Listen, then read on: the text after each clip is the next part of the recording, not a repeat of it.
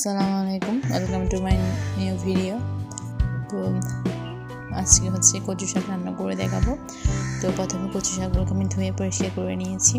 যেহেতু rice cooker আমি কচু শাকটি রান্না করব, সেজন্য হচ্ছে আমি কচু শাকগুলো নিয়ে নিচ্ছি।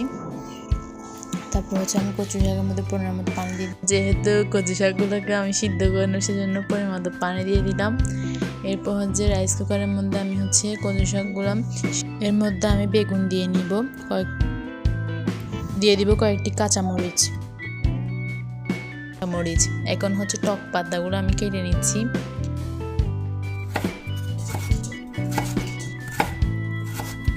তারপর টক পাতাগুলো আমি কচু শাকের মধ্যে দিয়ে দিব, দিয়ে ভালো করে নাড়াচাড়া করে নিয়েছি। এর মধ্যে হচ্ছে আমি তেজপাতাও দিয়েছিলাম।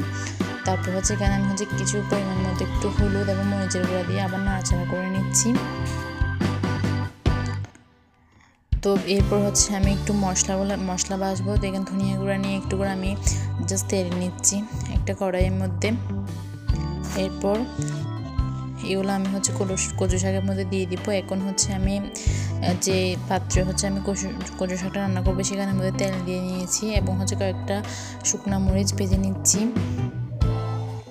তারপর হচ্ছে সেই তেলের মধ্যে আমি হচ্ছে পেঁয়াজ দিয়ে নিয়েছি। তো এখানে পেঁয়াজটা একদম বেরেস্তার মতো করে ফেলতে হবে। এরপর হচ্ছে আমি কচু শাকগুলো দিয়ে দিলাম,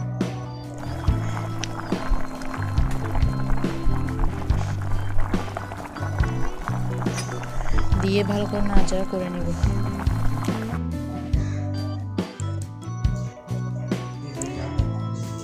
এরপর হচ্ছে যে শুকনো মরিচগুলো আমি ভেজে নিয়েছি, এগুলো একটু লবণ মরিচে চটকিয়ে নিব।